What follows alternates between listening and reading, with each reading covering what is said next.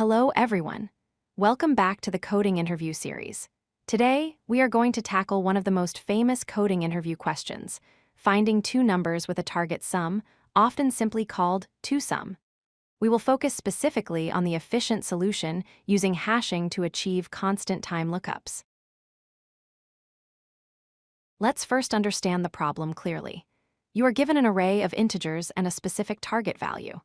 Your task is to find the indices of the two numbers in that array that add up to the target. For example, if we have an array with 2, 7, 11, and 15, and our target is 9, we can see that 2 plus 7 equals 9. So we need to return the indices 0 and 1. The first approach that usually comes to mind is the brute force method.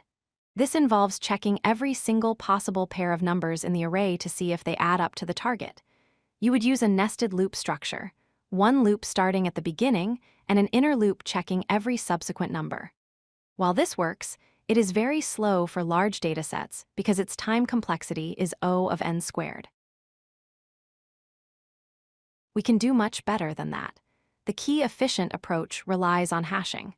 The fundamental idea here is to trade space for speed.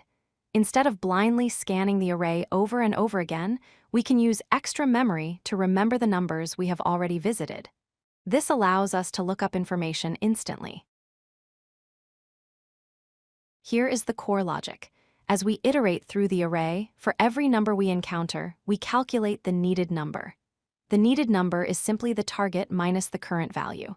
Then, we ask a simple question to our hash map. Have I seen this needed number before?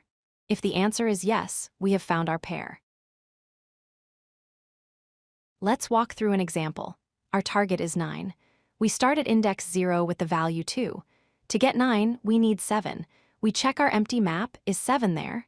No. So we store our current number 2 and its index 0 into the map for future reference. Moving to index 1, the value is 7. We calculate the needed number, 9 minus 7 equals 2. We check our map. Is 2 in there? Yes, we added it in the previous step. Since we found the complement, we can immediately return the current index, 1, and the index we retrieved from the map, 0. We are done. Here is what the implementation looks like in Python. We initialize an empty dictionary called previous map. We loop through the list using enumerate to get both the index and the number. We calculate the difference. If that difference is already in our map, we return the pair of indices. If not, we add the current number and its index to the map and continue. Let's analyze the efficiency. The time complexity is O of n. This is because we traverse the list containing n elements only once, and looking up values in a hash map takes constant time on average. The space complexity is also O of n, because in the worst-case scenario, we might need to store every element in the map before finding a match. Before we finish, keep these edge cases in mind. First, what if no solution exists? Your code should handle returning null or an empty set. Second, duplicates. If we had 2 3s and the target was 6, our logic works perfectly because the second 3 looks back for the first one.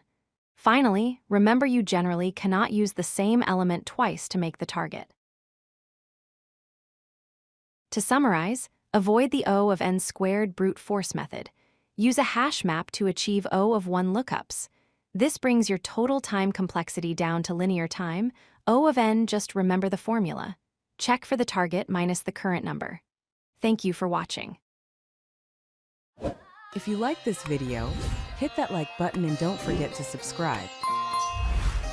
Visit codelucky.com for more such useful content.